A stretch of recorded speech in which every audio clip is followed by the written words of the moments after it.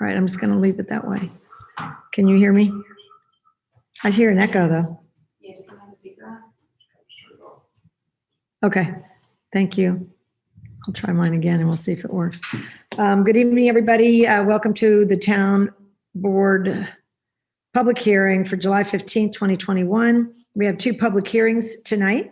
We will open and close the first one before we open and begin the second one.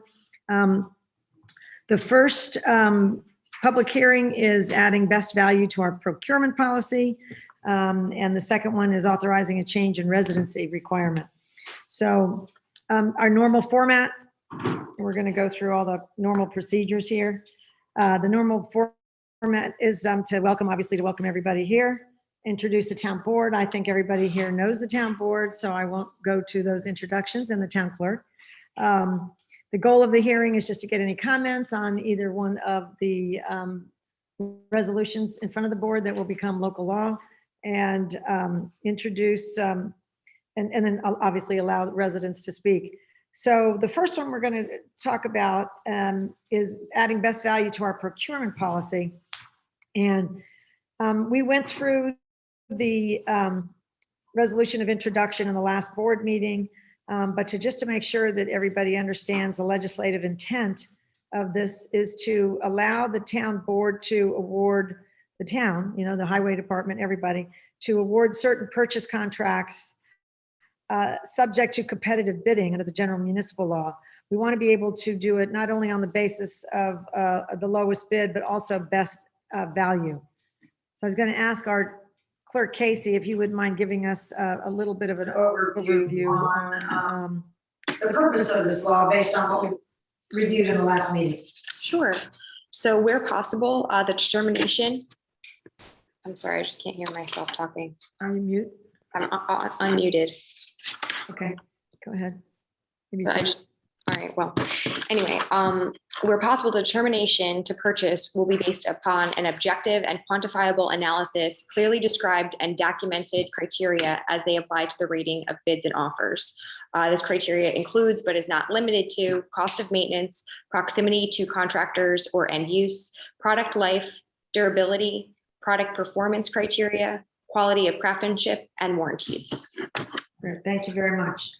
Okay, at this point, anybody that would like to speak to the board about this local law number 1 for 2021, we'd like to hear your thoughts. We usually have a whole bunch of rules that we will share with people when there's a few people in the room, but since that's not necessary, any of you here want to say anything about local law? You have some history with this, I believe. Would you like to? Okay. All right. If all the residents interested in speaking have spoken or have chosen not to, as the case may be, then we will give final call. All right. If nobody else wishes to speak, we went through this at length in the last board meeting, and we appreciate, wait, sorry, I got to admit somebody. We appreciate your being here, and it sounds as if that's all the comments we have. So we're going to now close this public hearing with a gavel. Our second public hearing will now open. Second public hearing is authorizing a change in residency requirement for the deputy town clerk. Now, the legislative intent for this particular local law is the application only to the office of deputy town clerk for the town of Unionville. The town of Unionville has done this before with our building inspector, our code enforcement officer. We changed the code years ago to allow that job to be performed by somebody who's a non-resident. And so given that local law that the town board of Unionville can supersede the municipal home rule law on this particular thing, we have been interested in doing that after some conversations with the town clerk and looking at the market a little bit. So Clerk Casey, can you give us a little bit of an overview on the purpose of this? Sure. So this allows a broader pool of applicants for me to choose from, and it grants me the authority to hire an individual to fill the position of the deputy clerk with someone that does not necessarily reside in the town, although our primary goal would always be to fill it with a resident. So this just allows the pool to be broader so that this position does not become vacant if there is no one who is qualified or seeking the job if there was a vacancy. But just as you all know, the position is currently filled with a town resident, which is nice. Yeah, with a terrific town resident. She's been a Yes. great addition to the team. Definitely. So, okay, so thank you for that. Everyone in the room will get a chance to speak. Does anybody have anything they'd like to say about local law, the local law proposed for number 2? No? Okay, all right. So given that nobody here would like to speak?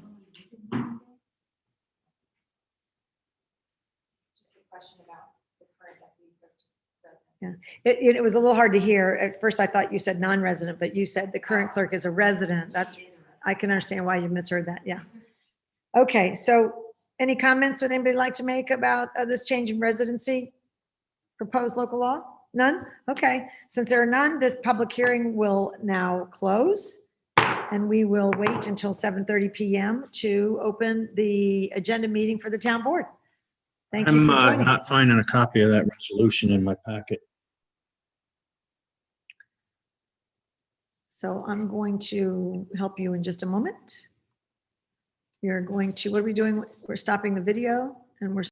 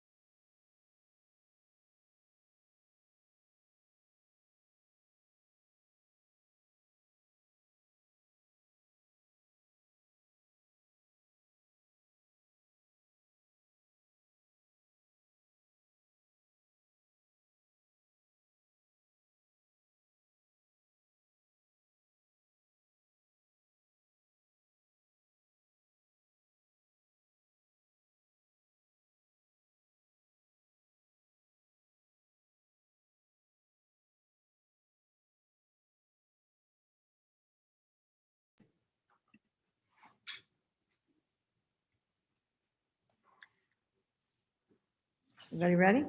Good evening, everyone.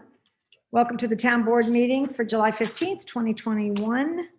I'd like to call this meeting to order with a salute to the flag. If you join me in standing, please.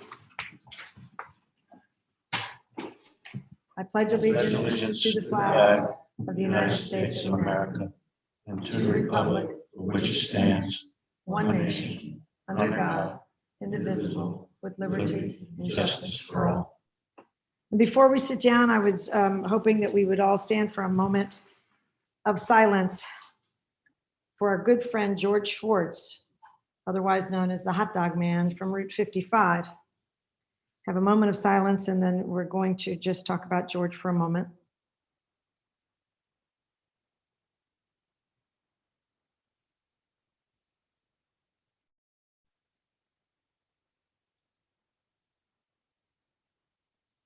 Thank you. Can I say a few words, John? Well, I'm going to read, I heard from his granddaughter again today, who was most appreciative. There were some lovely Facebook postings about George. He was, I don't know if everybody knows him, you probably know him because you're from here. But they wrote a lovely obituary, which I'm going to share with everybody. With a wave and a beep, the hot dog guy, George Schwartz, passed away on June 18th, 2021 at the age of 80. He worked until the end, only stopped when a short illness would not allow him to serve his customers any longer. George was born in Romania and immigrated to the United States in 1950. He became a United States citizen in 1961. George always said he was just a regular guy who sold hot dogs. The past 18 years out on Route 55 with his hot dog cart were his happiest. He enjoyed spending time with his family, taking the bus to the casinos, and going to flea markets. He is predeceased by his granddaughter, Stevie Iris, and his former wife, Judy Schwartz. He is survived by his 4 children, Roseanne, and her husband, Tim Davison, Mark and his wife, Jennifer Schwartz, Karen and Stephen Super, Craig and his wife, Kristen Schwartz.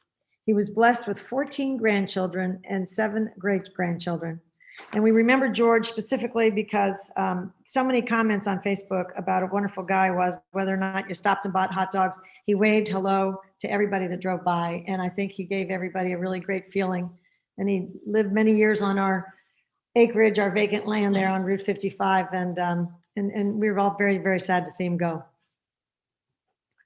Yeah, I just want to say a few comments that he was really a goodwill ambassador. As soon as you entered the town of Unionville from the town of Deacon on Route 55 heading west, George would be the first thing you saw. Yeah. And he was waving, smiling. He didn't just sell hot dogs. He basically was selling goodwill to anybody and everybody.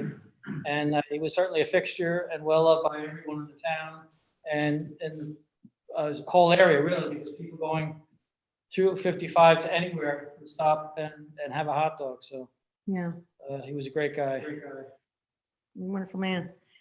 So, and if you go on our Facebook page, there is a quick Channel 12 news story about him that was done a few years ago. And if you want to learn a little bit more, but it's a heartwarming story, and we're very sorry to see him go, but rest in peace, Mr. Schwartz.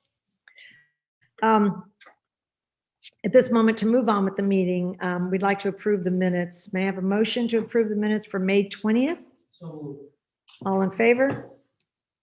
Aye. Any opposed? All right, may I have a motion to approve the minutes of June 17th? So Is there a second? Second. Thank you. All in favor? Aye. Any opposed? No, okay, both motions pass. Thank you.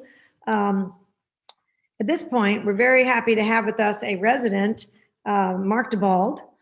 We're very proud of Mark DeBald.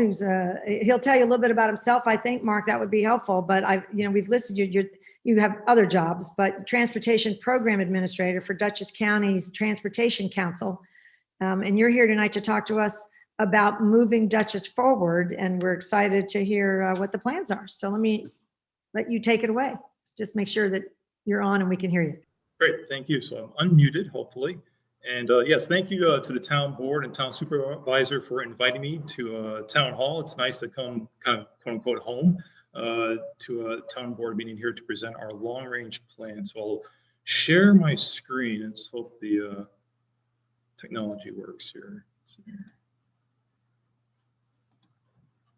It looks like I have to be enabled to share my screen, double check. But just a quick background. Moving Dutchess forward is our new draft county-wide strategic plan for transportation. And so this presentation, it should take about 15 minutes or so, just to provide an overview to the town board about what we're talking about with our long-range plan and where we're going. So I'm going to bring this up. Awesome.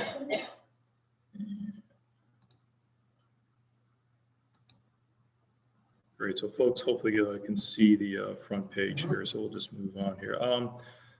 So a quick intro to the Dutchess County Transportation Council, otherwise known as the DCTC. This is just a quick background. We are the designated metropolitan planning organization, otherwise known as an NPO. We have lots of acronyms in our business. Unfortunately, we get paid extra to create acronyms, so hence we have a few here. But we are, it's a federal law it was established back in the early 70s that urbanized areas of 50,000 people or more be represented by an NPO. And the NPO's job is to prioritize the allocation of federal highway funds and federal transit funds in a metropolitan area. So the DCTC was actually originally established in 1982 as the Poughkeepsie Dutchess County Transportation Council, that otherwise known as the PDCTC, but we changed our name a couple of years ago to the DCTC. Again, sorry for the acronyms. It's part and parcel of our business. Again, our job is to prioritize federal funds, not necessarily state funds, even county funds, and certainly not local funds per se, but those federal funds to the local, through a locally driven planning process and down to state roads, county roads that are eligible for funds, and even local roads that are eligible for federal funds. So moving Dutchess forward, quick snapshot, overview of the planning process here. We produce a long-range 20 to 25-year plan about every 5 years, and that's again part of this federal requirement for an NPO. And so moving Dutchess forward is our 7th strategic plan for the county. Our first one is probably back in 1994. Typically a 20-25-year planning horizon. This iteration has a 2045 planning horizon. Kind of difficult to wrap your arms around that far in the future, but it's our mandate as an NPO. And for this plan, we went a digital route. So instead of producing a laborious printed document or tedious PDF that might not resonate with the public in today's market and the way we consume information, we took a digital route with moving Dutchess forward. So it's a digital product first, and that includes a website and a map viewer, which I'll point out in a bit. In essence, as you can imagine, any strategic long-range plan is setting policies and practices and identifying long-range projects for the community. That's what we do in this draft plan. So quick look at our vision statement. I'll read this off for folks. By 2045, Dutchess County's transportation system will be safer, more reliable, resilient, and equitable. And this is a synthesis of what the direction we took with this long-range plan, and it ties into the goals, the 4 goals of the plan, which I'll talk about in a bit. So, moving Dutchess forward is organized around 4 goals, and these are you can look at these as building blocks of the plan. I'll talk about each of these in a bit, but just to give folks who dive into this plan on the web, that's how it's organized. So we have a goal 1 section, 2, 3, 4.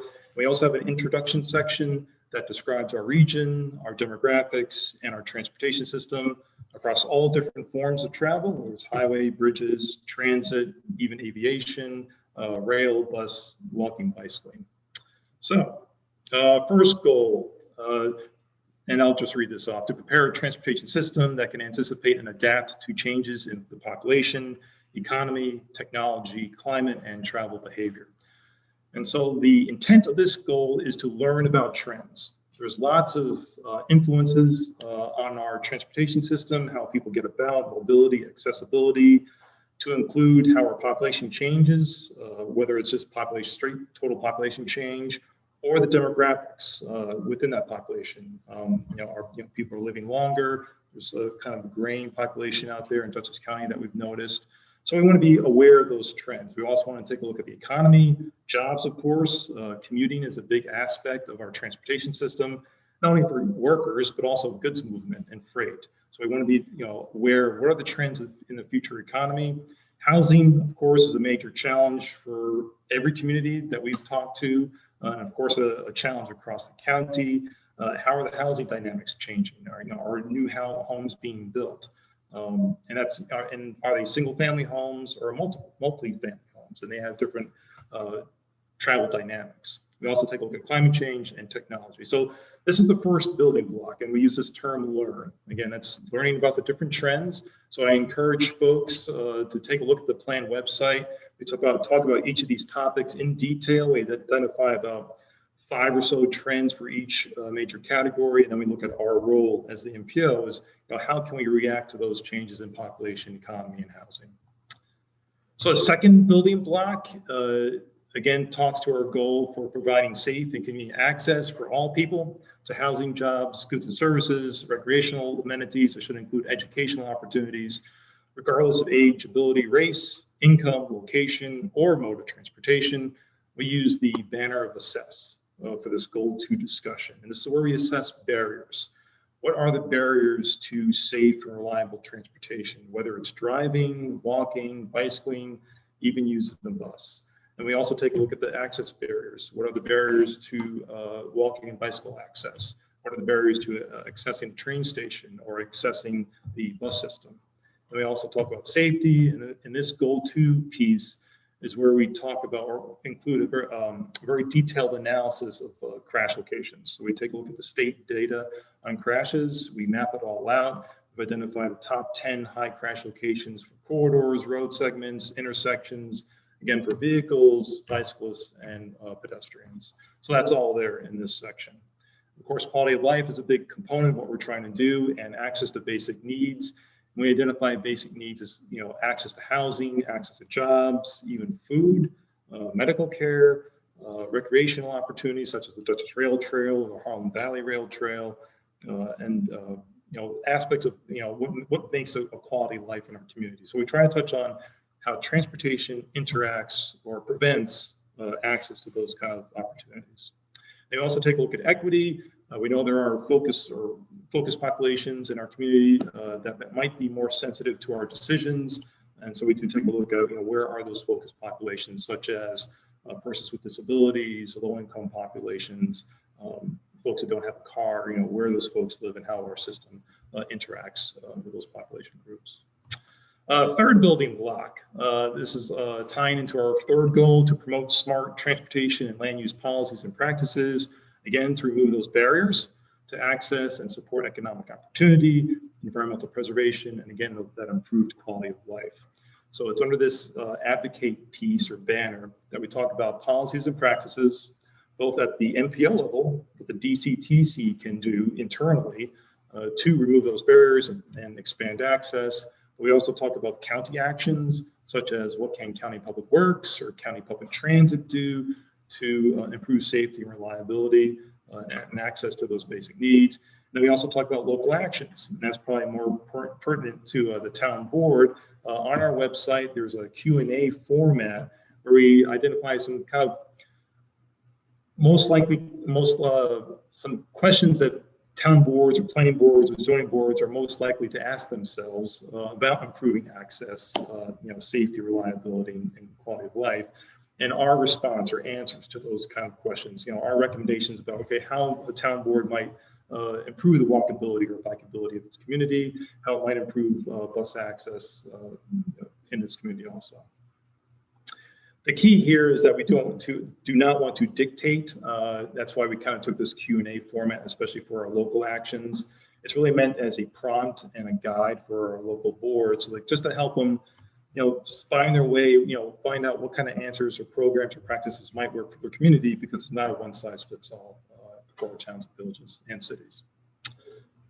And goal 4, our last building block for the plan. This is our investment strategy, ties to our 4th goal, make transformative investments in our regional transportation system while maintaining fiscal constraint and leveraging private investment. It's in this section where we talk about how transportation funding works in the county, how much is actually available, how much is needed, especially on maintaining a state of good repair for our roads and bridges, our sidewalks and bus system, It's a lot of money, as we'll see in a bit. And we also talk about the transformative packages and projects that we're recommending for Dutchess County, throughout the county, through 2045. So I'm going to dive a little bit more into our investment strategy, because that's where all our recommendations are housed. Some just quick snapshots of some of the framework for our recommendations. We do look at highway funding, transit funding, and planning funds that kind of support what we do at the DCTC. We did assume flat funding throughout the planning period as really conservative.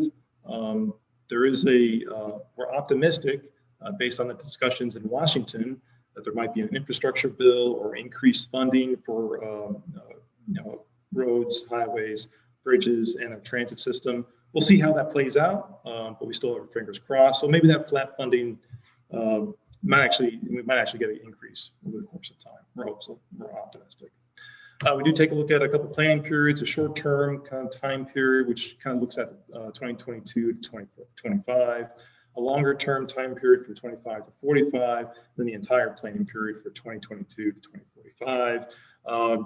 Long story short, we estimate about $1.4 billion available over the course of, say, 25 years across highway, transit, and planning resources. That's a big number, and we'll talk about how that might get spent.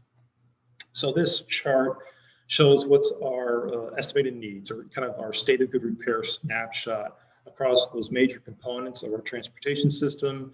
So for this planning period through 2045, you can tell that we have about $314 million in estimated needs for our bridges. That's focused on federal aid bridges. So not all bridges can use federal aid funding, and that's a caveat to this. But this would include all those state bridges that are in poor shape, some county bridges, and a few local bridges. We do take a look at roads at $320 million in roads, transit $490 million. A lot of that encompasses the transition to EV, electric vehicle technology. Some walking maintenance needs of $17 million, bicycling 2.9, about $3 million. All told, about $1.1 billion. That's with a B. Again, a big number. But you have to remember that this is supporting the state system, some county systems, some local roads, and our transit system. So it's a pretty big chunk of money. So fiscal constraint, this is a requirement from the feds that we can't produce a wish list of projects. We do have to have a reasonable assumption of available funding through the 25 years of this plan. And so this is our snapshot of how it plays out with available funding and what we're recommending for those transformative projects and transformative packages, which we'll talk about in a second here. You can see that we have about $1.4 billion available. You can tell also that we're overshooting that balance a little bit, and that there's a shortfall of about $170 million total. Again, we're assuming flat funding. We've got our fingers crossed that though there will be an infrastructure bill. I think there probably will be, and that there will be increased federal funding in our system. So just to wrap up here and talk about our recommendations, we split our recommendations into kind of two buckets: one of transformative packages and transformative projects. I will note that our map viewer, again, this is an online portal where folks can actually look at the map, dive into some of these recommended projects. They're labeled, and then you can reach this map viewer from the Moving Dutchess Forward website. So it should be pretty straightforward. So a quick snapshot of our transformative packages. We have 10 what we call packages. These could be single projects or groups or bundles of projects. A lot of these speak to state of good repair. So a lot of this money is going to maybe not so glamorous types of projects like repairing a bridge.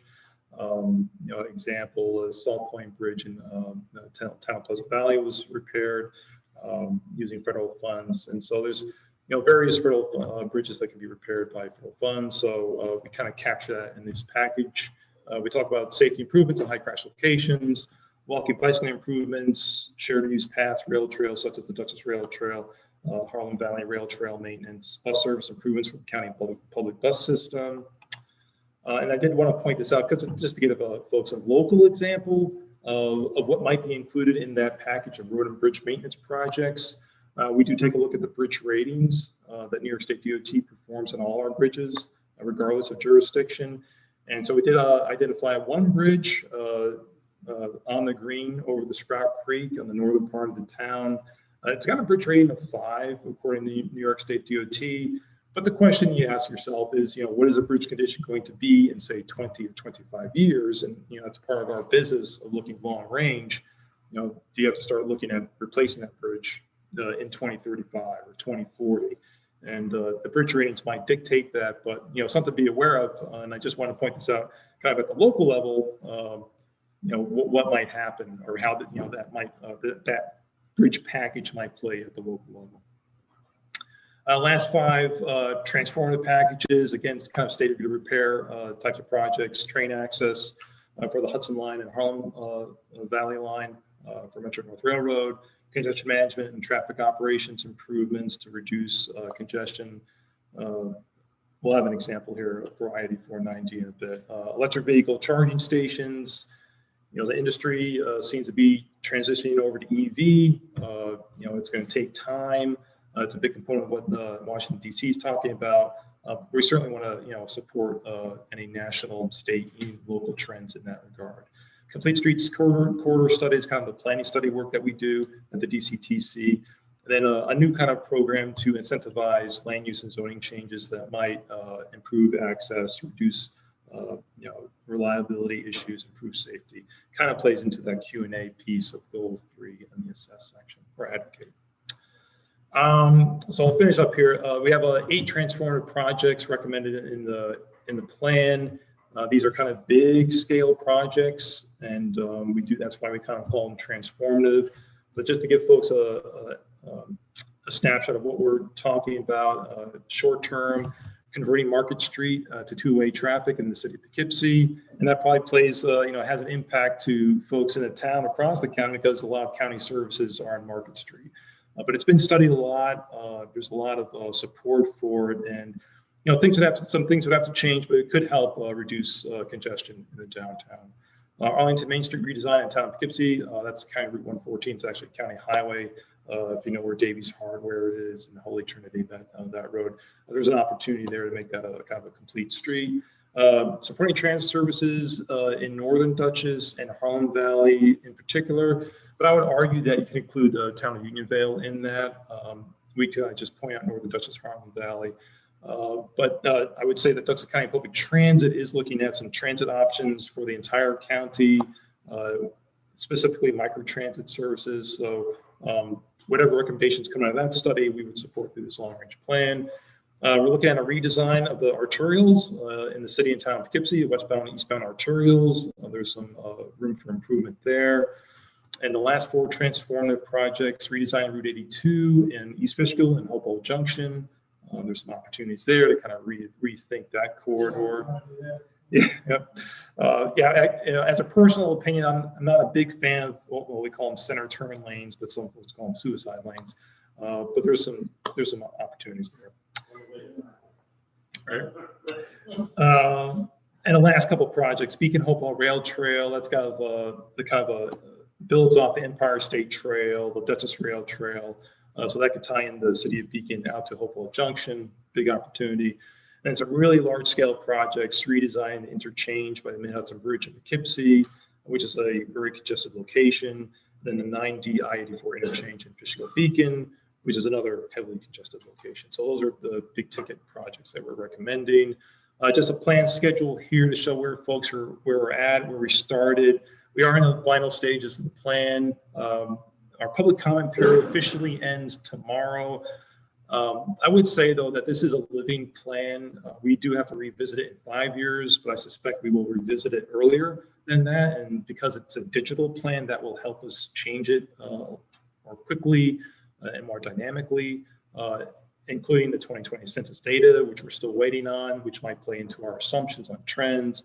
But we are finishing this up. We hope to bring it before our policy board for a vote on July 27th at a meeting that's chaired by the county executive. And so barring any unforeseen circumstances, the plan will be approved on July 27th. It becomes final. And that kind of sets the stage for trying to do the real hard work of implementing these recommendations. Again, I encourage folks to take a look at our plan website. You can probably Google it, movingduchessforward.com. It's its own URL.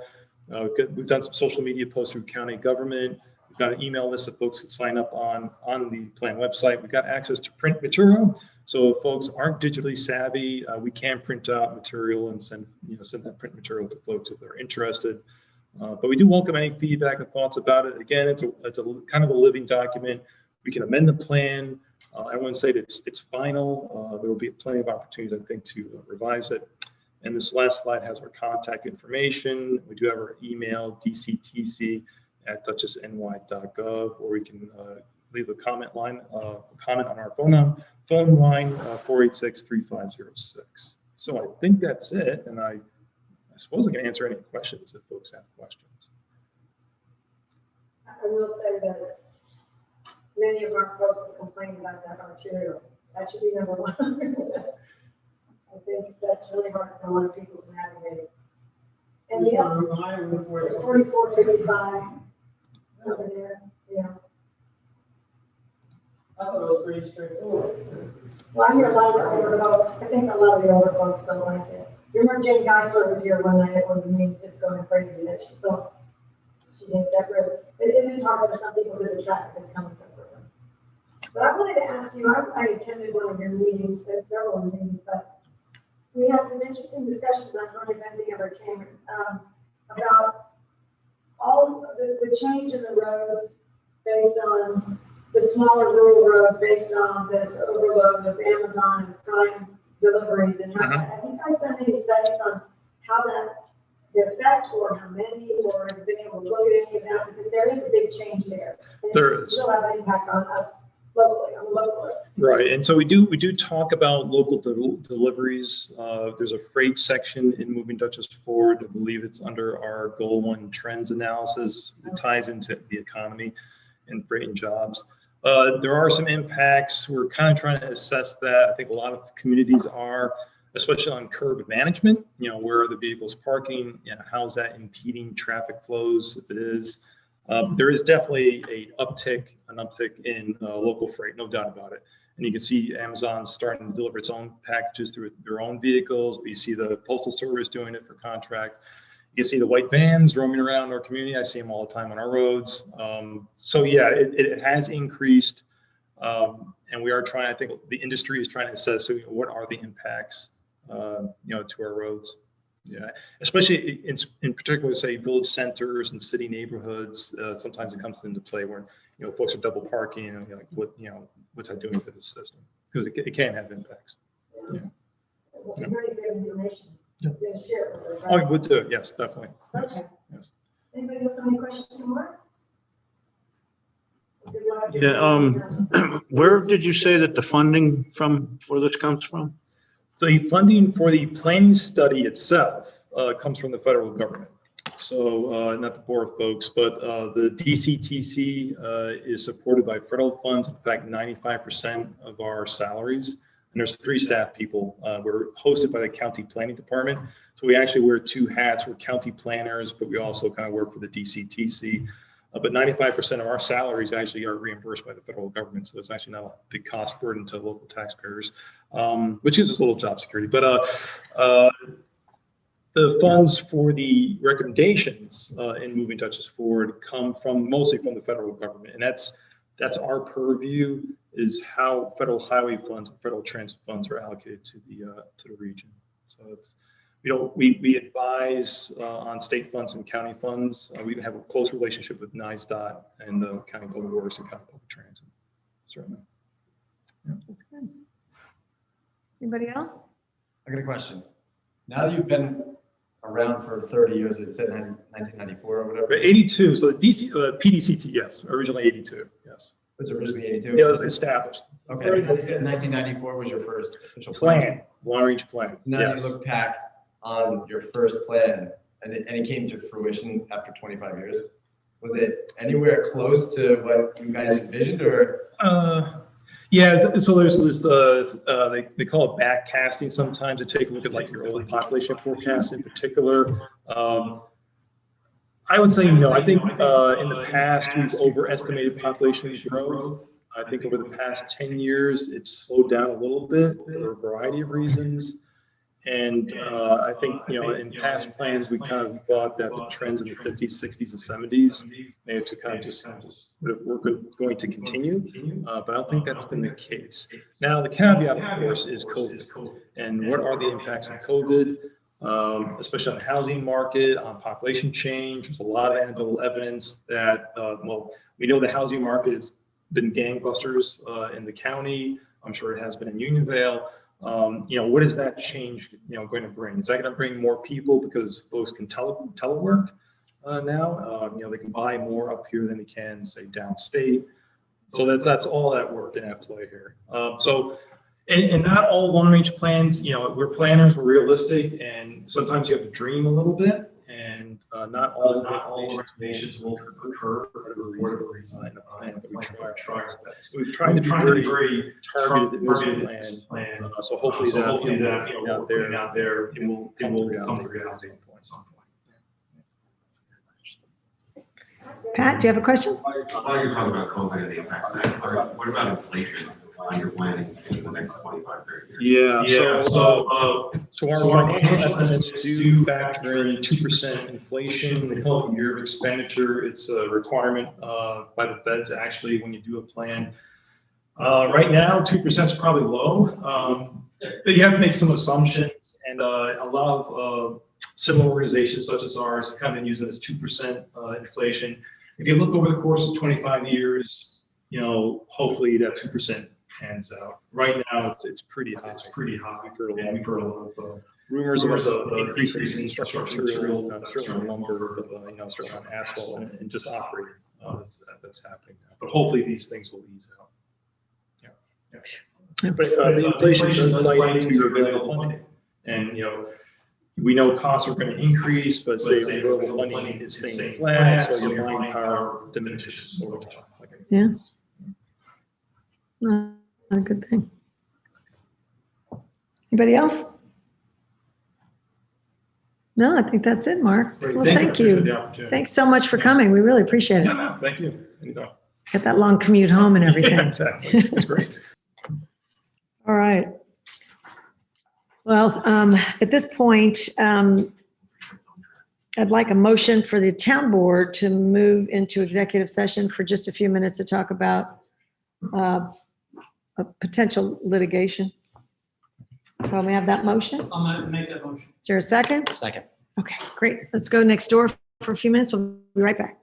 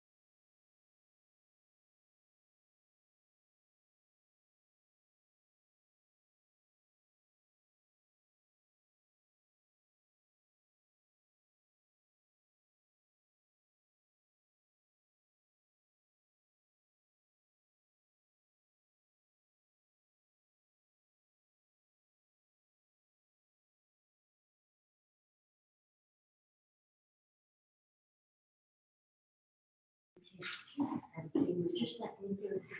He's amazing. Oh, you're such a good person. Maybe you should take care of all your people. I'm next.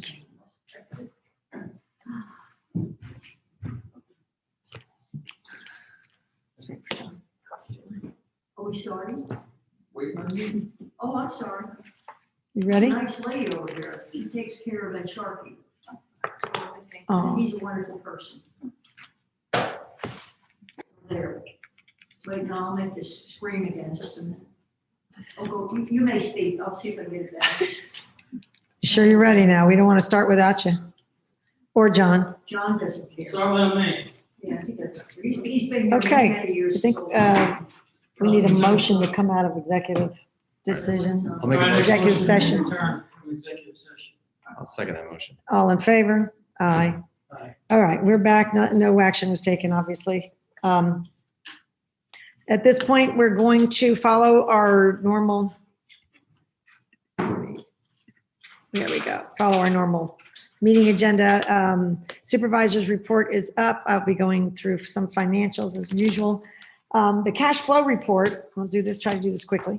The cash flow report was interesting. We were up 103% on our income for the month of June.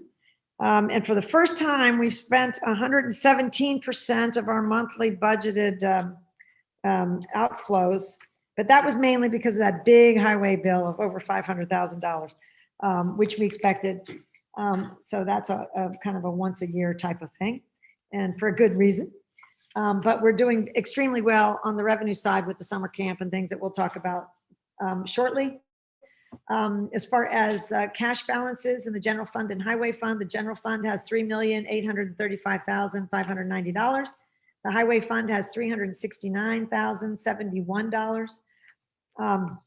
As far as performance versus budget, I think it's important that we note the town board has the financials, and this report is really showing some interesting things. Our facility rentals were up for 113% for the month, which is fantastic because we know we had 0 last year in the year of COVID. Our after school program was the only thing that was a little off this year because it stopped earlier than we expected.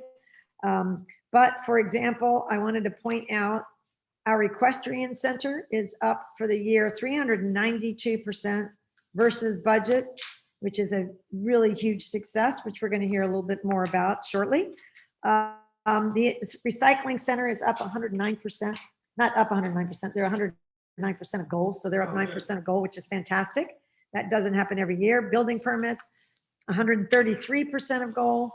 And then one of the biggest things is our mortgage taxes. We're at 187% of goal for the year, which is, which is, It's supposed to be perfect. yeah. And I think that's, as Mark was saying, that's countywide. But we're, so all these things are doing extremely well. And our summer camps is at 119% of goal. So we're 19%, almost 20% ahead of our projections there. So we're having a terrific year. I think a lot of people want to be out. We have some lovely free programs in the park regularly, but a lot of people are taking advantage of what the park offers. And so we're benefiting from that, in addition to the recycling center and buildings and all that. I wanted to report to the board that all the materials were sent off today for our cash audits, as we like to call them. Those are not as extensive audits as the town supervisor's books, as they say, the town books. But this is for the building department, the town justices, tax collector, and town clerk. So those all went out today, and we will keep you posted as to when those will be, you'll get copies when those are returned. We have been working pre-budget discussions with all the department heads. We've been working on soliciting numbers on projects that are important to us, but maybe not as high a priority as some of the infrastructure things we have. But as we reported in the last meeting, we have met with and will meet again with a telephone system person that offers us the support that we currently don't have. We have met with and we'll get a proposal back, several proposals back from a video media company that help us figure out how to do this better going forward now that we're post-COVID, and we want to do similarly to what Mark DeBald, we had a Zoom meeting tonight so that Mark DeBald could show his PowerPoint slides and people at home or on tape. It's a lot easier to view this town board meeting in somebody's PowerPoint slides when if you're watching it, when they've had them on a Zoom or on a projector of some sort. If you're sitting in the room and we only film the meeting live and somebody's trying to show you PowerPoint on the wall, the people at home that watch it later, and I think those are the bulk of our watchers, they won't get it. So Andrea and I have been researching it. We're getting some proposals back about how to do that better. Very excitingly, we've had those storms last week. I think I did get one complaint about Central Hudson, but I think that most of the folks thought that Central Hudson was on it pretty well and did a fine job in the places where they can. I know there's some extreme places, Highview Road being one of them, that a couple of them have trouble with. But for the most part, and then Central Hudson was, at the fire station delivering dry ice and water, which I think people really appreciated.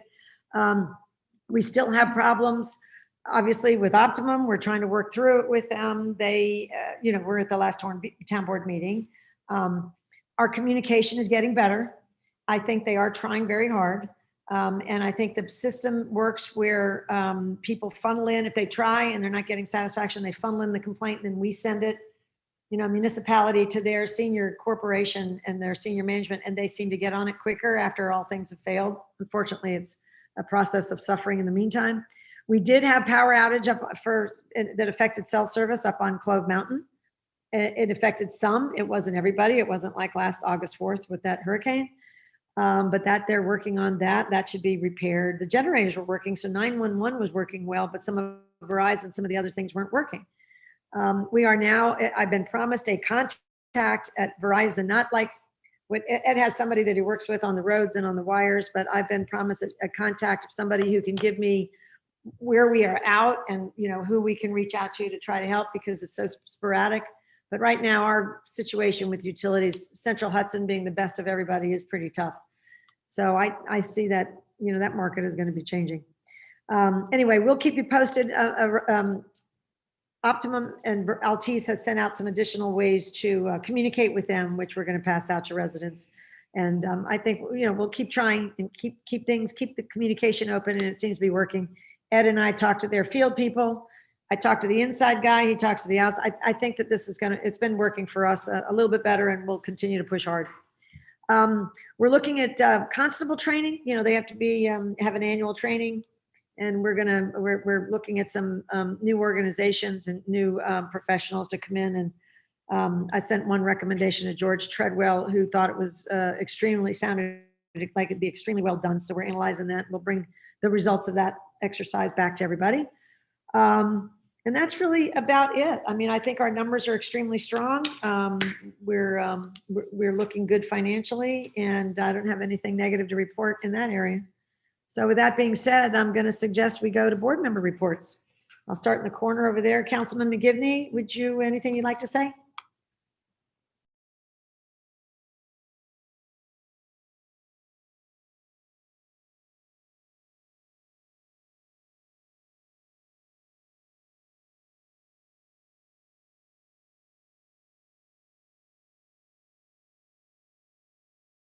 Go ahead. As Supervisor Cross was saying, with the storms we had last week, residents should be prepared, water, generators. I know mine was out of power for almost 3 days behind you. So it happens. We have storms in the summertime, so be prepared. Thank you. Yes. Nice they had power. Central Hudson didn't. They're right down the road. And you're at the end of the line, aren't you? Yep. Yeah. All right, sorry, Councilman Welsh. Yeah, I had the pleasure of reviewing the Town of Unionville Natural Resource Oh, Inventory. you did, great. Prepared by the CAC. Very informative and interesting reading. I want to thank them for all their efforts. It's nice that they pulled all that information together, and it's a good resource, I think, for the town board and planning boards and others in the town. That's fantastic. They'll appreciate that. The time, they're not quite finished. Their deadline is still open if anybody wants to offer any comments or changes. Mm-hmm. So thanks for reading it. I know the chair will be very pleased. Councilman Derlin? Great, okay. Councilman Frazier?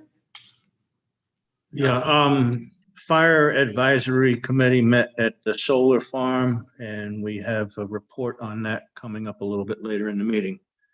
And I participated in that. Wonderful. Great. You chaired that. You're the chairman of our Fire Advisory Commission this year. We appreciate that.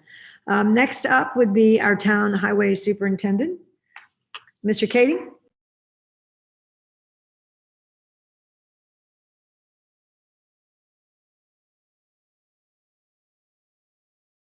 Yep, you got to talk to my machine. Okay. So obviously we had storm on July 6th. That was the microburst, I guess is what they were calling it. Took a lot of power lines down. We had a lot of trees down on the roads. The crew was out. We actually had all the roads, the town roads that we could have open that didn't have wires in the trees were all open by 9:30 on Tuesday night. Then again, on the 8th, we had that heavy rainstorm, which actually gave us opportunity to check pipes that were clogged. So we unclogged some, all that we could. We did find one on North Smith that is in need of serious repair. So North Smith is going to have a pipe that we're going to cut the road and replace that particular pipe. Anybody familiar with the west side of North Smith on the big hill will know which pipe we're going to replace. We had a few roads wash out, Wilcox Road, part of Bloomer Road, Mallory Road, Old Canby, Sealy Road, West Clove Mountain. All those roads were repaired and passable by this afternoon, in fact. So all in all, for the amount of damage we had, I think my crew did a really good job. We are back to a full crew of 4 guys again, started on July 6th. Other than that, little projects, we're working on catch basins, repairing caved in catch basins. We had a sinkhole on Blueberry Road. We put drainage in that, patched the road. That's pretty much about all we're doing other than mowing and never-ending potholes and replacing signs and putting up new signs. And please don't hesitate to call me if you have an issue.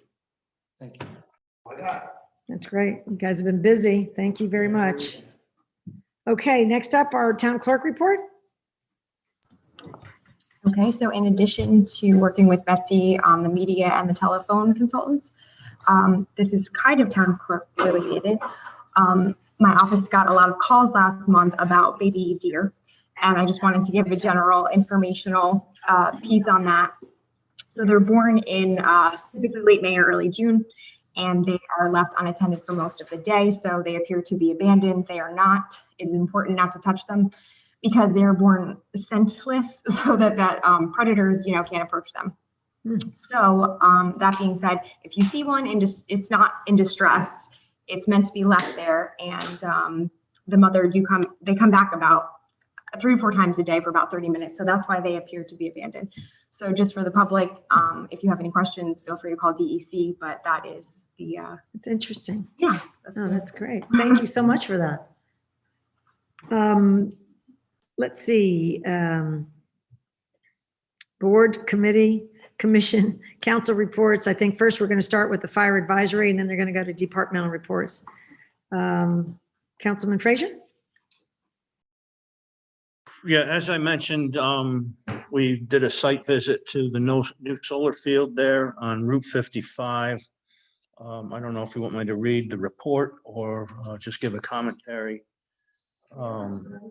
We went through, and the representative from the solar field advised us of some emergency numbers that are posted out front to contact them in the event of an emergency, so they can direct any emergency operations that might be entailed, just because of the electric hazard within the site.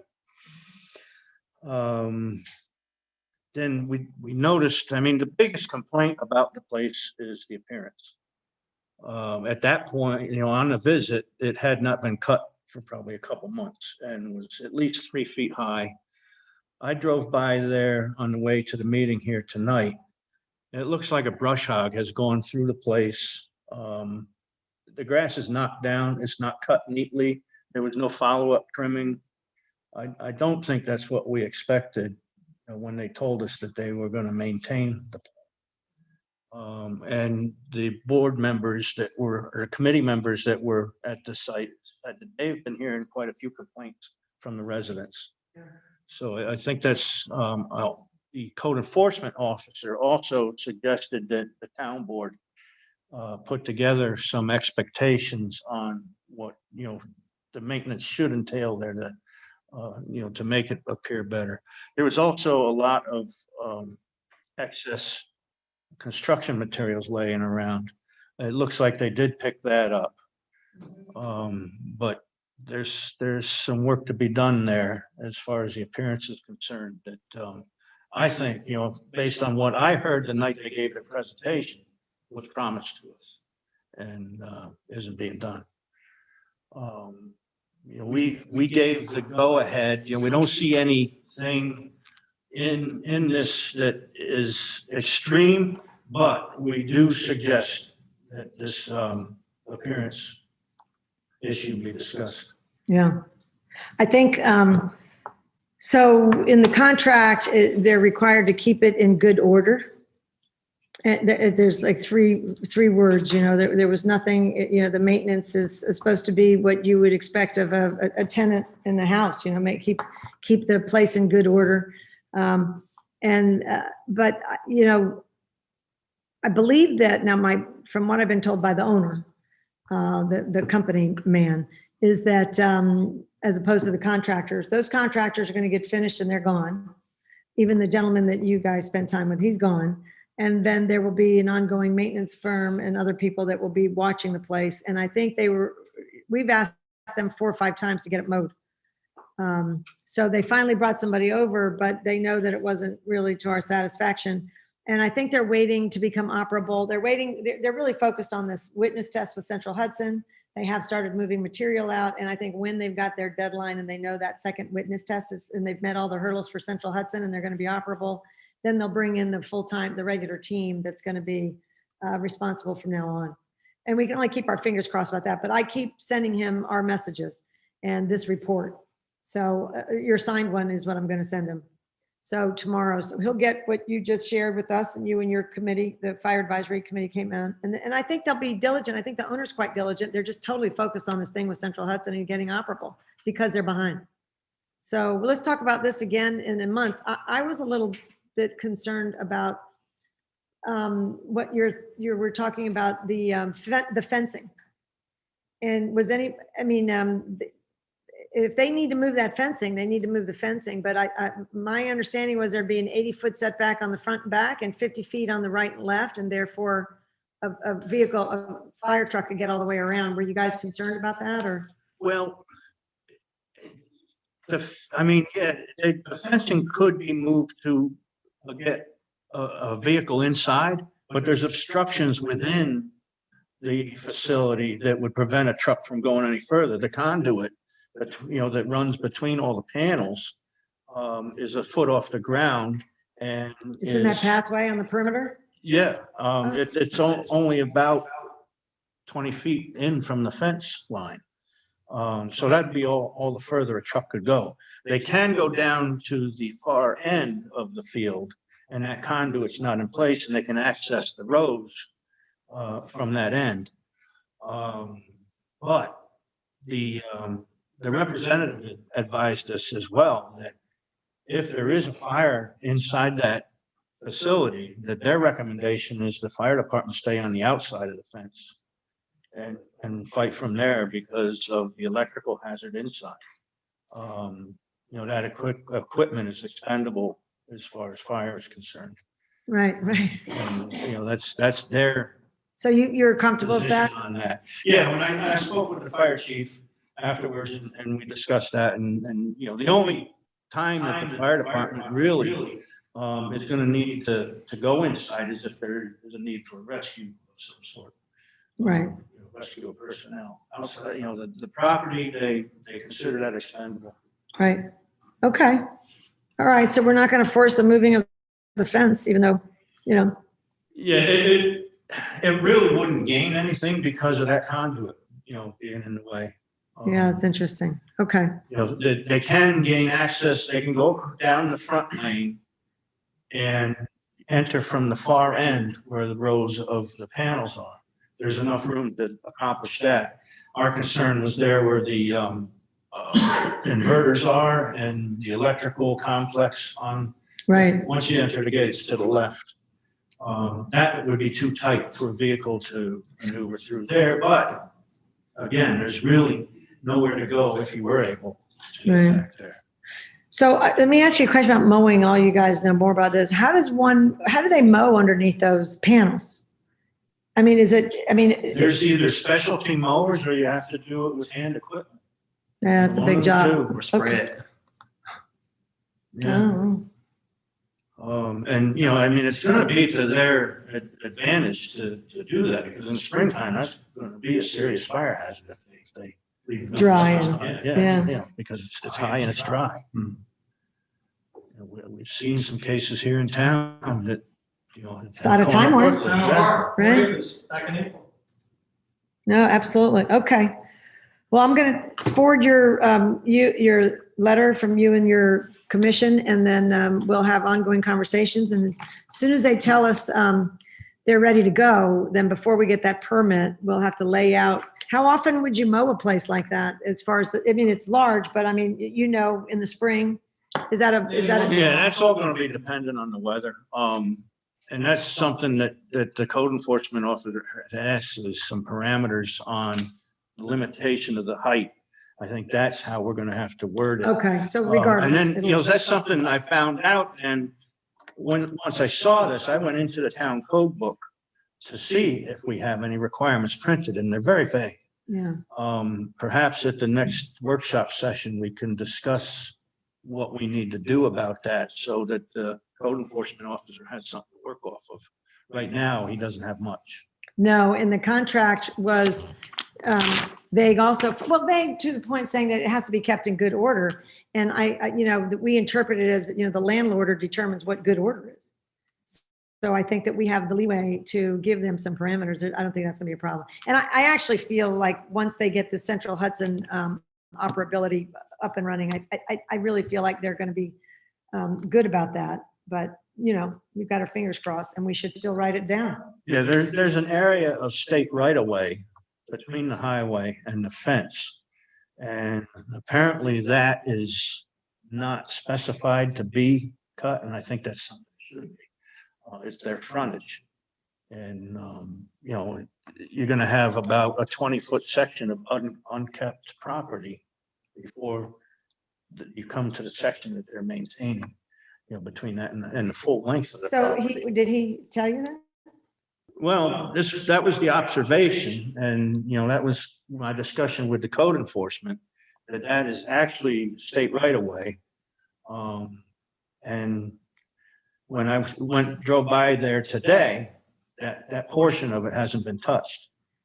There's about 20 feet of high grass, the full length of the frontage, and then the brush hog went through between that spot and the fence line.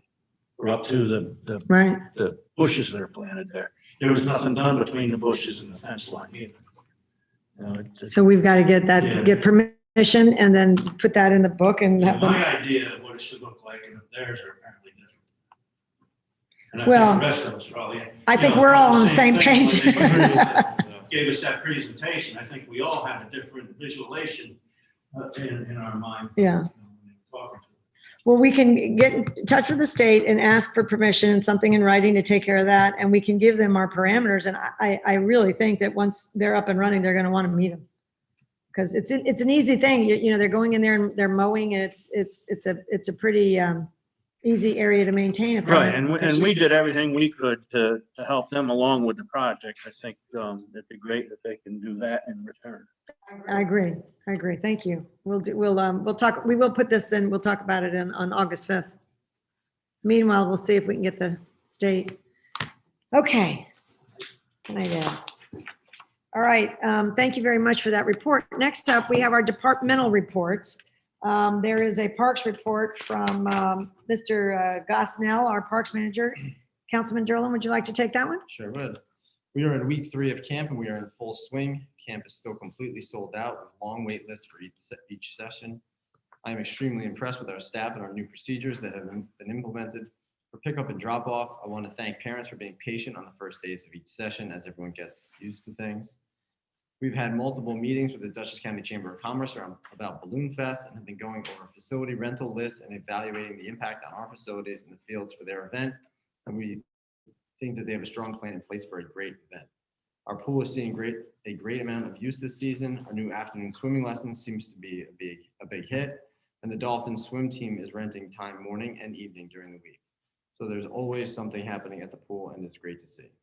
There was another horse show this past weekend. Loretta let me know that there was a great turnout and everyone had a great time and compliment our beautiful park, which is always awesome to hear. This coming weekend, we have our second music in the park. Our second music in the park. This Sunday, July 18th at 6 p.m. we'll be hosting Ernie Seitz, the Yodeling Cowboy. This is a great family event. The grill wagon will be set up selling food. Come out and enjoy. The GAA has partnered up with the Recreation Department to offer Gaelic football clinics for kids in the evenings.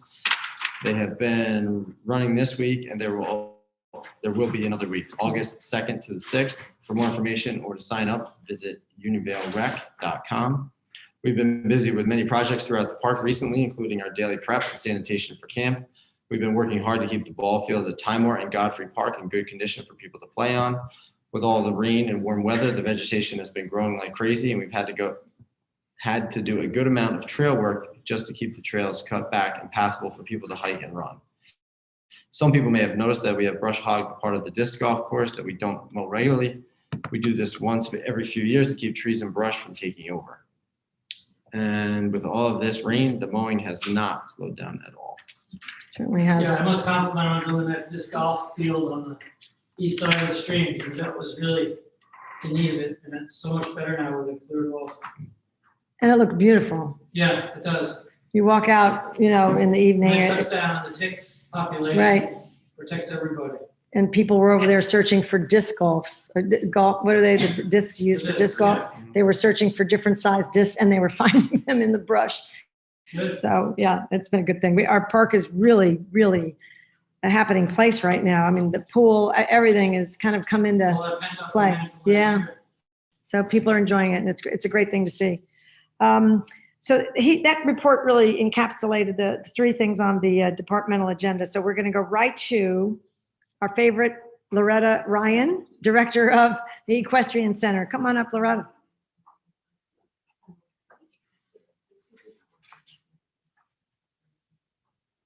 There's been a lot to talk about that's going on there, so we'll be anxious to hear. Sorry. You know what? Let me just start this again. This is easier. Got to send some pictures out. Well, Hello. thank you, Betsy. Hi, everybody. I feel like it's been a long time, obviously with COVID last year, but things are back in full swing this year. So I'm very excited about that. Betsy went over the numbers, so I'll just kind of highlight a couple of the events that we've had. The beginning of June, we had our 26th annual horse pull, and new for this year, we had miniature horses in the morning and then the draft horses in the afternoon. And for those of you that don't know, these draft horses and teams of horses come from Massachusetts, Connecticut, Rhode Island, Pennsylvania, New Hampshire. So again, I love keeping this long-standing tradition going. And I think the best part, besides the turnout and the number of horse pullers that showed up, was honoring Rich Albrecht for his 26 years of community service. For me, and I think Betsy and John, seeing him and how appreciative he was, touching. And of course, I think we all got choked up seeing him and knowing all he's done for the Equestrian Center. And certainly him and Betty continue to be helpers behind the scenes. And I appreciate all that they do for the Equestrian Center, for the town, and everything. So next, I have, in partnership with Eastern Hudson Valley Horse Council, we have had 2 shows for English and Western riders, May 23rd, and then our show this past Sunday. And as Jake said, I mean, the park guys do a wonderful job. Everybody that comes to the Equestrian Center comments how beautiful it is. So I know it hasn't been easy with all the rain for them to keep up with the driveway, the cutting, the mowing, but it looked great. And each horse show, we've made some improvements with the schedule and how we're running things. And actually, one of the town residents, Leah Struzeri, suggested for this past horse show doing prize buckets. So we did customized prize buckets that people and businesses could donate to. And again, they were customized for each person. And then we had little horsey type things in each bucket filled. So for $35, if anybody wants to be a sponsor for our next horse show, which is August 15th, let me know. My information's on the website, as well as you can always call Andrea, the town clerk, or the park office. They know how to get a hold of me, but would love for you to come out, show your support, be a spectator. And of course, we're always looking for volunteers. No horse experience necessary, so great opportunity to get those hours for kids or any adults that want to come out and help. I'm willing to train, so let me know. I think we should get volunteers for the fence painting. That would be a fun weekend project because that beautiful ring, the white paint is starting to, what do you think? Get a few volunteers for that? Promise some lunch? Yeah. Make it fun? Yeah. We could, after your next horse show, maybe. Yeah. And then Penny Tomka of PLT Photography has been our show photographer. So you can go on her website, which is pltphotography.com, to view the pictures from our past 2 horse shows. You'll see all the prize buckets. People got awarded the prize buckets, and she just snaps a lot of candid shots. So lots of great things going on. And then last, on behalf of Timor Equestrian Center, I'd like to thank Sweet Pete of New York for their very generous donation and support of our Equestrian Center. So they made a very nice donation to support the Equestrian Center. So more to come on that, but I wanted to thank them. Any questions for me?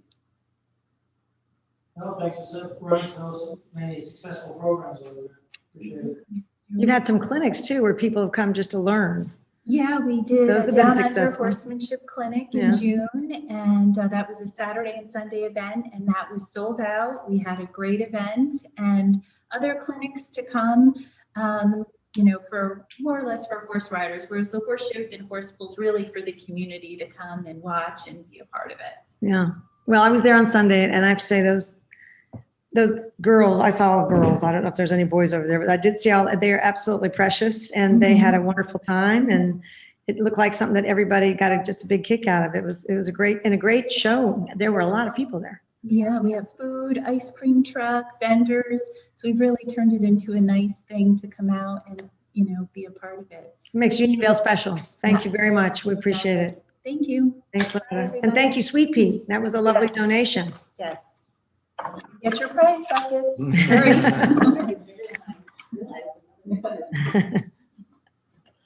Okay, now we're going to move on to, thank you very much, Loretta. We really appreciate it. We're going to move on to old business. First, Furnace Pond Dam. We have distributed to the town board the most recent report that we discussed at the last meeting on the sediment samples. Today we had a gentleman here who is exploring the drawdown possibilities, and he's going to call me tomorrow or send us a report or something to look at. We've had so much water this year. I just, I was reviewing. Yeah, but last year, I know everybody on this board wants this dam project to get going, right? We want to work on the test. But last year they used a 6-inch siphon, and it took them a month to get the water down.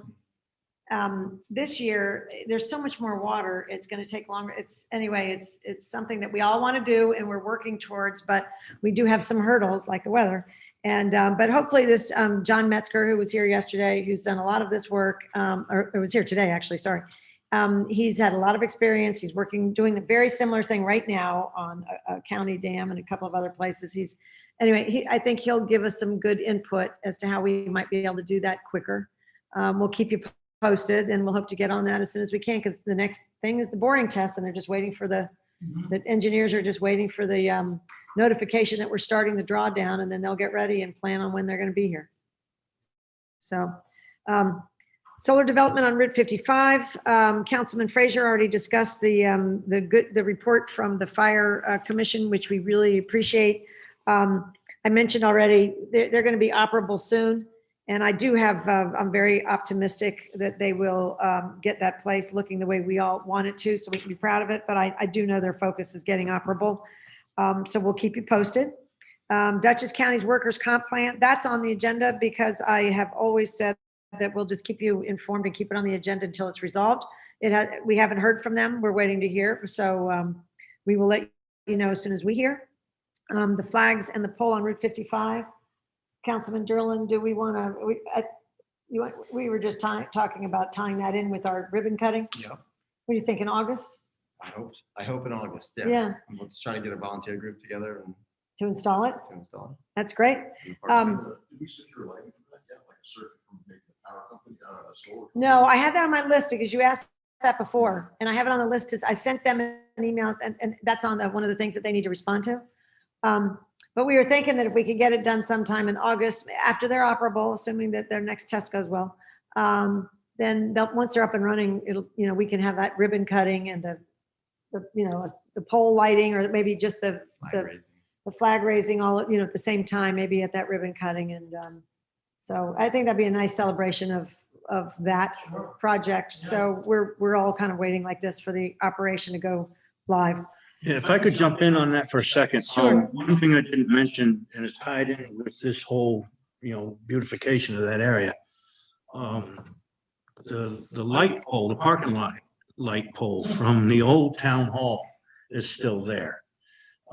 As much as I like it because of the nostalgic element of it, it's a detraction. Really? Site. It's just, it's a steel pipe. Oh, wow. Actually, I think it goes back to the day of the lawn. Yeah, exactly. I mean, it's been there a long, long time. I hate to see it go, but at the same time, it doesn't fit in with what we're wanting to do. Right. And I think we ought to, think. We can remove that. That's a private pole, right? Yeah. That's ours. Yeah, We that's own it. ours. Yeah. Oh, yeah. Okay, so why don't we look at having that removed? I mean, Ed and his guys could probably do that, or the parks guys. I'll talk to them and we'll see what they say. We have to have it ready when we raise that flag. Sir. Okay, great. Where is that, Betsy? Where is this? Where It's talking En about? route, It's where the old town hall used to be, Oh, okay. on 55, All right, Old Town. across from B-Wise. All right. Actually, a little bit east of B-Wise, slightly west of B-Wise, on this side of 55. you've seen where the solar development's gone up, Yes. right near there. But I didn't know. Okay, all right. Next up, town code discussion. Now, I wanted to clarify, in the last meeting, we talked about, the number of unlicensed motor vehicles on the premises. And I was reading the minutes from the meeting, and I realized that we misspoke in that meeting, and I want to make sure that we clarify. And I know, George Kolb we have a very complicated large code, and he was we were all under the same misunderstanding. So I want to clarify it because it's in the minutes, and I don't want the residents to think, oh no, you did not make a mistake. We were misinterpreting the code. We just hadn't read it in a long time. And so basically what Mr. Kolb had thought before, and I think we were all of the same opinion, was that it was prohibited to have two or more vehicles, unlicensed vehicles in their car. And in the minutes, it says, that we were all saying that, two or more is, in other words, you could have one or two. But in effect, in reality, our code says you can only have one unlicensed vehicle in your driveway or in your house. And so because of I don't want to, add to the bad interpretation of the code, and make sure everybody knows that we reviewed it. The town board isn't going to do anything to change the code because it's very straightforward, and it says it shall further be unlawful pursuant to this chapter and section 302.8 of the Property Maintenance Code of the State of New York for any person to park, keep, or store outdoors on any premises two or more inoperative or unlicensed motor vehicles, it says two or more. Wait, but, Didn't we say, yeah. so you can have one? Yeah, If you see, I'm read- doing if the you same read it thing. carefully. You fall into the same trap. I'm falling Yeah. into the same two or more. Town code. Yes, that's our town code, isn't it? You're affectionate about it. I know, Pat. But yeah, so when I read it, it sounds like you can't have two, but it says two or more. So you may have one inoperative or unlicensed motor vehicle. You can have one vehicle in a major state of, or a state of major disassembly, disrepair, or in the process of being stripped or dismantled, except as otherwise provided for in statute or other regulations. So it's interesting. So it's the way that it reads. So I can see why it's confusing and why George kept saying you can have two, but you may have one. And I want to make sure that we state that. Now, there's another part of the code, and we talked about this in our work session.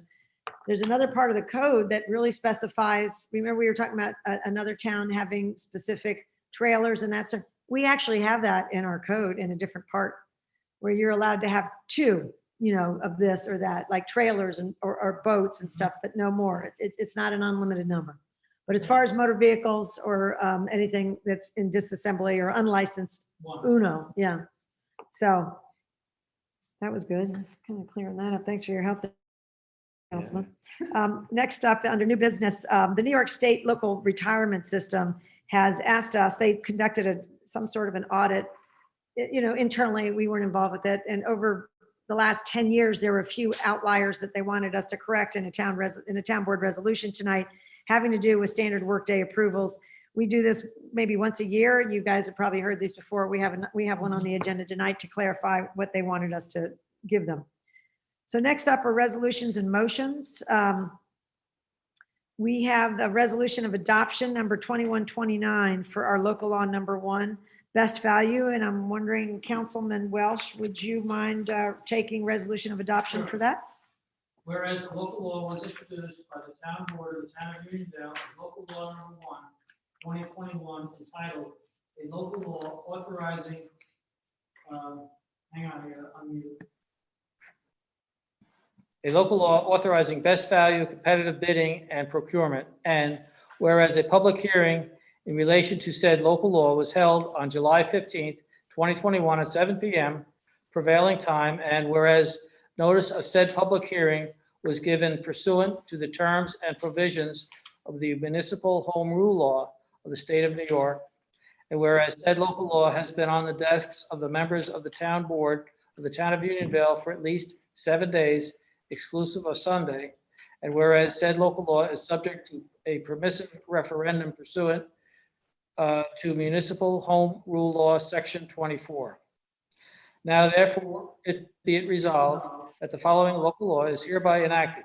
Town of Unionville, Local Law Number 1, 2021, entitled a local law authorizing best value, competitive bidding, and procurement. Section 1. The Unionville Town Code is modified to add a new chapter 65 entitled Best Value, Competitive Bidding, and Procurement as follows. Paragraph 65-1, legislative intent and purpose. The intent of this law is to allow the town of Unionville the option to award certain purchase contracts, including contracts for services, subject to competitive bidding under paragraph 33 of the general municipal law on the basis of a low bid or best value as defined in paragraph 163 of New York State Finance Law. Authority. This local law is enacted pursuant to the New York Municipal Home Rule Law as authorized pursuant to New York State General Municipal Law, paragraph 103, and the New York State Finance Law, including paragraph 103 and other provisions of law authorizing the town of Unionville to enter into contracts and engage in contracting for services. Best value, competitive bidding. A, award based on best value. The town board may award purchase contracts, including contracts for services on the basis of best value, as the term is defined in New York State Finance Law, paragraph 163. All contracts or purchase orders awarded based on best value bidding basis shall require town board approval. B, applicability. The provisions of this local law apply to the town purchase contracts involving an expenditure of more than $20,000 and town contracts for services involving an expenditure of more than $35,000, but exclude purchase contracts necessary for the completion of a public works contract pursuant to Article 8 of the New York Labor Law, and any other contract that may in the future be excluded under state law from the best value option. If the dollar thresholds of New York General Municipal Law, paragraph 103, are increased or decreased in the future by state legislature, the dollar thresholds set forth herein shall be superseded by such as paragraph 103, and this local law shall be read as if the numbers are amended to conform to said paragraph 103. Standard for best value.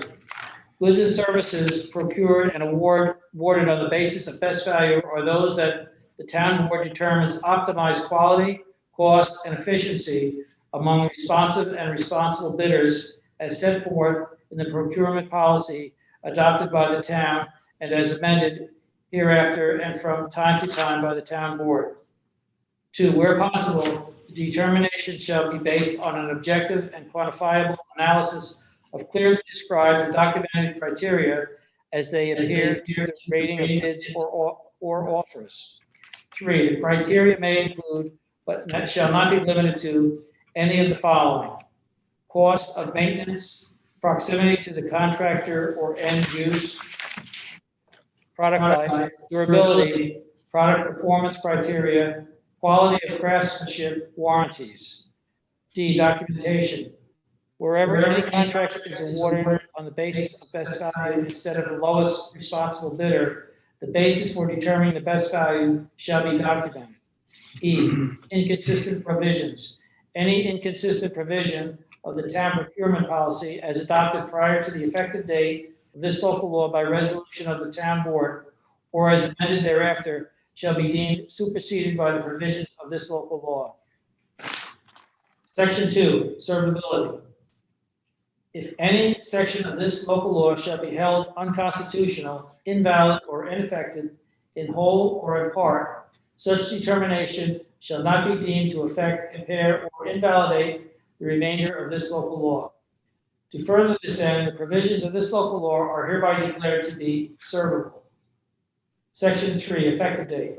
This local law shall take effect upon the adoption by the town board and the file date of New York State Secretary of State in accordance with applicable provisions of law, and specifically Article 3, Paragraph 27 of Municipal Home Rule Law. And be it further resolved that the town clerk shall only file this local law with the New York State Secretary of State if the period of time from the filling of a petition for permissive referendum expires without such petition having been duly and timely filed, or in the event such petition is duly and timely filed without affirmative vote on such referendum authorizing this local law. And be it further resolved that the town clerk is directed to publish notice setting forth the date of adoption of this resolution, containing an abstract of this resolution, concisely stating the purpose and effect of this resolution, and further specifying that the resolution was adopted subject to permissive referendum. Thank you, Councilman Welch, for offering that resolution. Is there a second? Second. Any discussion?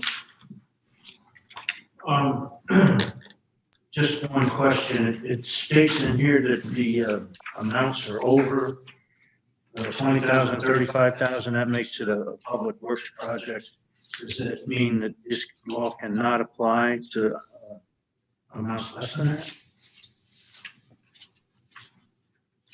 No, I think it applies to everything was the intent. Provision will apply to town purchase That's contracts why I was asking, because involving expenditure. benefit is at lesser amounts as well. Well, if it's not being procured through that process, then you have That's it. the James. autonomy to use whatever, It doesn't mean you got the competitive bid. right, if it doesn't, you got, Sorry. you can make whatever decision you want, Yeah, look at A. right? When it's out to competitive bid, it has to come low bidder until we pass this, which then allows us to use Best value. best value.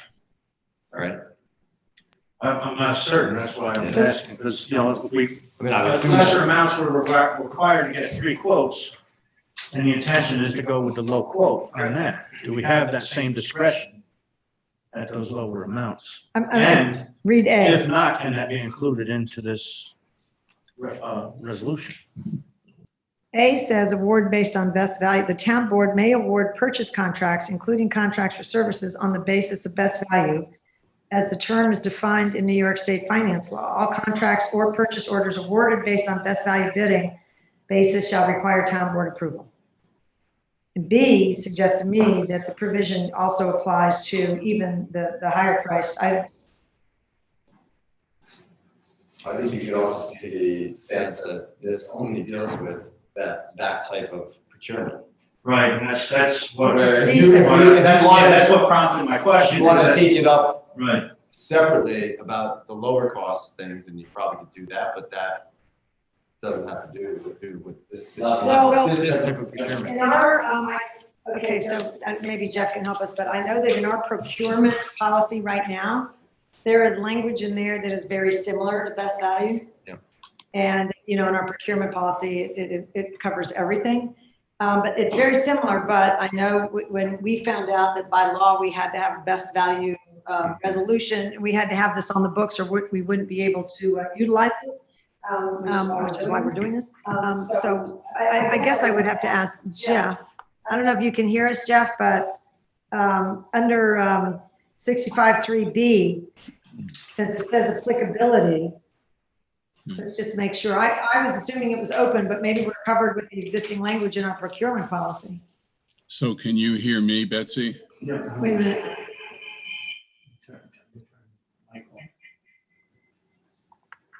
Roger. I can turn my computer up. Oh.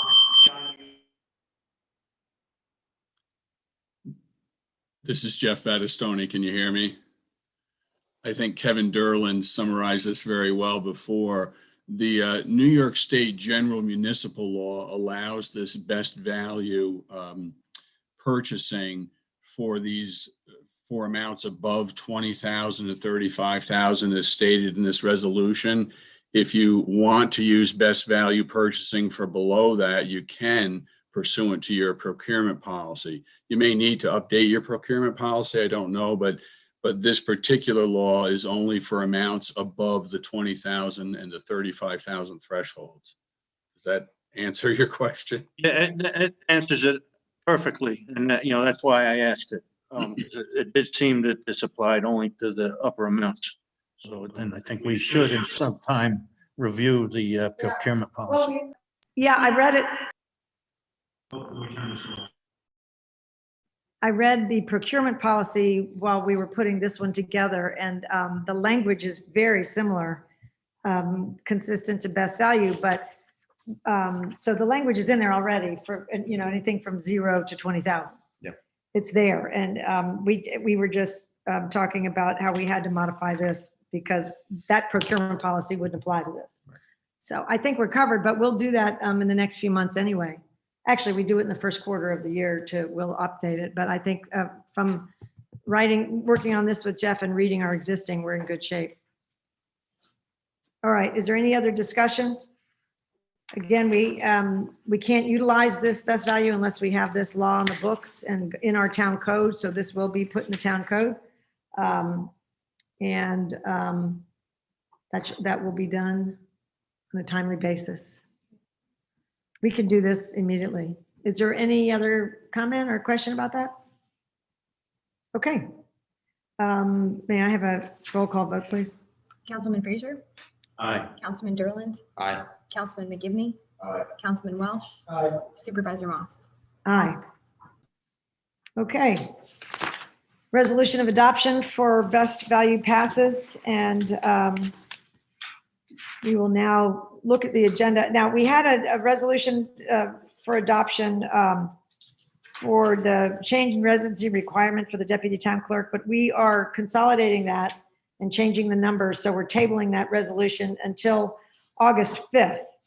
Now, August 5th is a work session, and I'm going to ask the clerk to please notice it as a voting session, in addition to voting for our local law number 2, which you will get in the next few days. You'll probably get it early next week. So you'll have plenty of time to review it before August 5th. In addition, for August 5th, we have Frank Costello is coming from the Chamber of Commerce. Since it's our casual, discussion, open discussion meeting, he's going to bring maps. We're going to sit around the table. We're going to look at the whole balloon festival, because it's going to be, a very busy balloon festival with a lot more going on, a lot more fun for people for 3 days, and including helicopter rides and fireworks every night. And so there's a lot for us to review, which looks really exciting. And their tickets are selling very well. So I think people are excited about what they're promoting. I invited Chief Steve Schmoke to join us because I think we'd all be comfortable if our own team, our own fire department were on site, just in case. I'm sure everything will be fine. But so he's going to sit down and review the maps and discuss everything with us that night. If there's anybody else you think should be here. It should be a good session with Frank Costello. So on that note, I would say, would somebody move to pay the bills, please? So, All right, all in favor of paying the bills? Please say aye, aye. Are there any public comments? What about this workday? Say that again. You didn't do the workday thing. yeah. Oh, thank Yeah, you. work with it. Thank you. I have it right here. I moved it out of my stuff. All right. Boy, thank you, Pat. Resolution number 2131, approving standard workday for the New York State Local Retirement Service. Resolution to report standard workday hours for elected, appointed officials and town employees to the New York State NYSLRS. Whereas the town of Unionville is required to report standard workdays for hourly, salaried, elected, and appointed officials to the New York State and local retirement system, based on the record of activities maintained and submitted by these officials to the clerk of this body. And whereas the town of Unionville has received the hours for the standard workday for elected officials, appointed officials, and town employees in the town of Unionville. And whereas the following specifics specify the standard workdays for elected, appointed officials, and town employees as received by the town. I'm not going to go through every block on the chart, but suffice it to say, there are titles: town clerk, town justice, bookkeeper,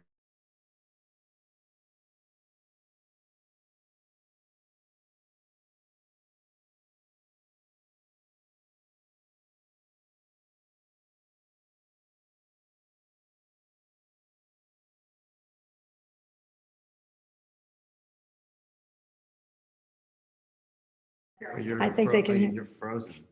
I was I mean, it's just frozen. us and Jack at this point. were you frozen too? Yep, my So it computer may have been an froze too, but internet your glitch? computer froze for a second. Okay. Okay, thank you.